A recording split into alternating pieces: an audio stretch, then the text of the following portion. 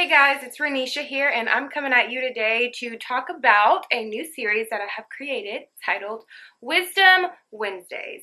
Okay, in today's episode, we're going to be discussing mental health, more specifically, 10 ways on which you can improve your mental health.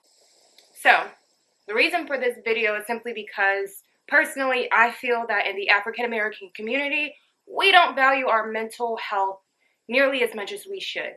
We pass it off as something that is a weak characteristic, but it's a part of being human. With all of the different triggers that we have coming at us on a daily basis, and how people literally live their lives on social media and base their reality off of social media. This can get you down, this can get you upset about things, and really and truly, you should not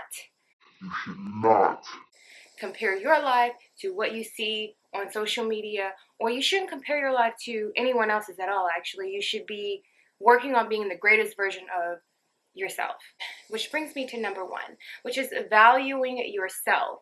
So I always try to take good care of myself, which is going to get facials, going to get massages, going to get acupuncture, going to get my hair and nails done, making myself feel good, putting good foods into my body, taking care of myself, working out, drinking water. That's valuing myself. Stating positive affirmations every morning, having faith, meditating. Those are ways that you can value yourself. Love thyself, Hunty. Love yourself. Alright, so step 2 in improving your mental health, it has everything to do with taking care of your body. So that means that you're drinking plenty of water, that you're eating good foods.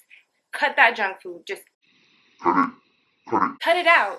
You don't need that in your life. You're going to take care of yourself by drinking water, eating healthy foods. You are going to exercise daily, which helps with lowering your anxiety and depression. I know if I've had a long day and I go and I hit the gym and I kill it, I feel like a brand new woman, honey.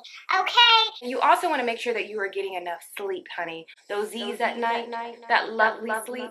Because the less amount of sleep that you are getting, it's contributing to depression. It's contributing to you having a sluggish day. I know that we all want to work and we all have busy lives and we all have things to achieve, but you also need to take care of your body, rest. Make sure that you are surrounding yourself with positive people. And that's something that I honestly feel like I struggled with for a while, is making sure that I have a great support system, making sure that I am on good terms with my family, making sure that I'm on good terms with my friends. Just don't have negative people in your life. If you have negative people in your life, if you don't feel like people are necessarily in a good space, it's okay for you to back away. You don't want that negative energy to rub off on you. What it is doing is allowing you to surround yourself with better people and allowing you to protect your energy. Philanthropy, okay, giving. Giving to others makes you feel good about yourself, whether it be tangible goods or whether it just be a word of inspiration, lifting someone up. I know, for example, I give all the time. I know every year I clean up my closet and I give a bunch of shoes, clothes, books, purses to the Goodwill. Giving to the homeless, people that don't have anything, that's always good. And it makes you feel good about yourself that you were able to help someone else. Learning how to deal with stress. Now, stress can literally drag you down physically, okay?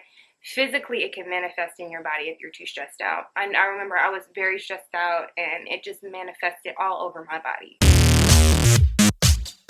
Off with massages. I started getting massages every month. Then it turned into every 2 weeks. Then it turned into me going to saunas. Then it turned into me continuing to get massages and going to saunas and working out. I actually got a gym membership. And I started working out more. I started to get acupuncture. I scheduled facials, and I was scheduling colonics and all that good stuff, and making sure that I was relieving stress, making sure that I was doing everything that I could to keep my body at a great point so that, I was able to handle stress. Talking to your family and friends is also a great way to relieve stress. Sometimes they can be a therapist. Going to an actual therapist could help you out as well. Yoga. Yoga is great. Yoga is so great because it brings in the physical and it brings in the spiritual. And spiritual is great too, talking to whoever you believe in and quiet your mind. Every now and again, actually, I try to do this every day. I try to meditate every day. And really, what it does is it allows you to have a moment to yourself. It's mindfulness, focusing on the now and here, leaving everything else out. The rest of the world is going on around you, but you are focused on this moment. You're meditating. You're closing your eyes. Maybe you're laying down. Maybe you're sitting, but you're meditating for at least maybe 5 minutes. If you can only do it for 1 minute, that's great. They have 1 minute guided meditations on the internet that you can use, but make sure that you're having a moment alone. Set realistic goals, okay, honey? I plan my days out literally Monday, Tuesday, Wednesday, Thursday, Friday, Saturday, Sunday.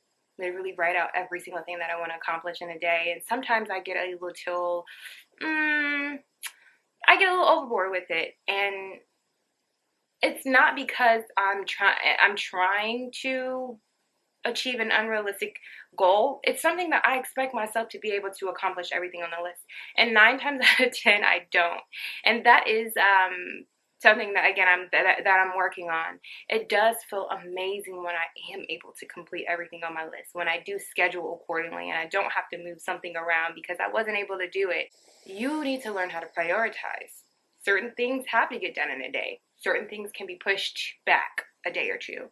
Find something you love to do. In other words, get a hobby. I'm going to tell you what my boss says. Find something that you love to do and that costs a lot of money. For me, it's vlogging, it's making videos, it's traveling. Those are things that I love to do. Don't be afraid to get help when you need it. Seek counsel.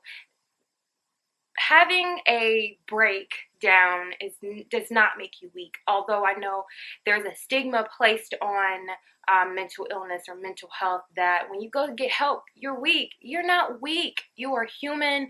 We all break. We all get a little down sometimes. Sometimes are harder than others to bounce back from. And it's not a shame to go get help. That's actually the best thing that you can do, opposed to exploding and doing something that you would regret later that could potentially hurt others. You don't want to do that. You want to get help to make yourself a better person. Making sure that you have a great balance in your life between taking care of yourself, focusing on you, loving yourself, giving to others, doing things to better yourself, but at the same time, getting business done. So you can't just work, and then not have any you time, any time to rest. And that is something that I can honestly say that I struggle with. Sometimes when I go to work, I don't take breaks. That's not good. Working 8 hours straight, that's not good. So now I'm forcing myself to take a break to mentally get away from what I'm working on and to physically, nourish my body. Once you have it right, it will greatly improve the quality of your life. So thank you. I hope you enjoyed this video, and I will be back next Wednesday with another Wisdom Wednesday.